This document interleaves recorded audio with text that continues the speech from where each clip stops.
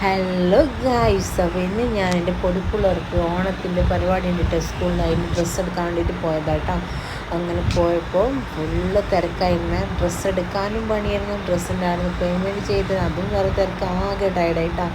അങ്ങനെ ഞങ്ങൾ കെൻസിലേക്ക് എത്തിപ്പെട്ടിട്ടാ. കെൻസിലേക്ക് വിചാരിക്കാതെയാണ് എത്തിപ്പെട്ടത്. എന്ന് പറഞ്ഞെങ്കിൽ ഇന്നലെ ഞാൻ നൈറ്റ് കെൻസിൻ്റെ ഒരു പാൽക്കപ്പ എന്ന് പറഞ്ഞൊരു ഇത് കണ്ടിരുന്നു. അപ്പം ഞങ്ങൾക്കൊരു ആശയം ഉണ്ടായിരുന്നു, അപ്പോൾ ഞാൻ എന്തെല്ലാം കഴിക്കണമെന്ന്. അങ്ങനെ അതറിയാതെ ഞാൻ വിചാരിച്ച സ്ഥലത്തല്ല ഉണ്ടായത്, എന്താ പറയുക, എത്തിപ്പെടുകയായിരുന്നു കേട്ടോ. വിചാരിക്കാതെ ആ സ്ഥലത്തേക്ക് എത്തിപ്പെടുകയായിരുന്നു കേട്ടോ. അങ്ങനെ ഞാൻ എൻ്റെ പാൽക്കപ്പ് പറഞ്ഞ്, പിന്നെ കുറേ ജ്യൂസും പിന്നെ ഐസ്ക്രീമും അതും ഇതും അങ്ങനെ കുറേ ഓരോരോ ഐറ്റംസ് എല്ലാം കൊണ്ടുവരെ ഇതാക്കി സെറ്റാക്കി ഞങ്ങൾ അത് കഴിച്ചിട്ടാണ്.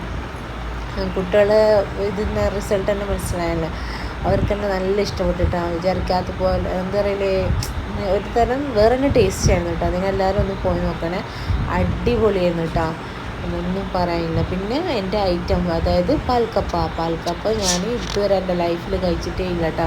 ഒരാൾ അത് അങ്ങനെയാണ് ഇങ്ങനെയാണെന്ന് പറയുമ്പോൾ നമുക്ക് ഇങ്ങനെ വായിൽ കപ്പലിടുന്ന അങ്ങനെ ഉണ്ടായിരുന്നു കേട്ടോ. ഒന്നും പറയാനില്ല, അടിപൊളിയായിരുന്നു കേട്ടോ, ഭയങ്കര ടേസ്റ്റായിരുന്നു.